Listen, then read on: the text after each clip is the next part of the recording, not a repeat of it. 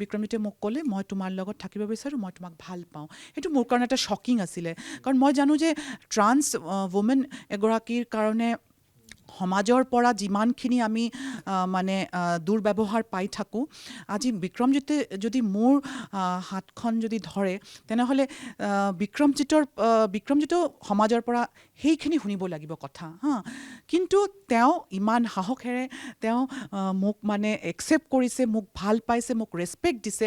সেইখিনি ভাবি পেলাই মই তেওঁ যে মোক প্ৰপ'জ কৰিছিলে সেইটো মই একচেপ্ট কৰিছিলোঁ। তাৰপিছত আৰু কি আমাৰ মানে ধুনীয়া মানে একদম প্ৰেম আৰম্ভ হ'ল, আৰু সেই প্ৰেমৰ যিটো এটা পৰিণতি ক'ব পাৰি, এটা ধুনীয়া পৰিণতি হ'ল আমাৰ বিয়া।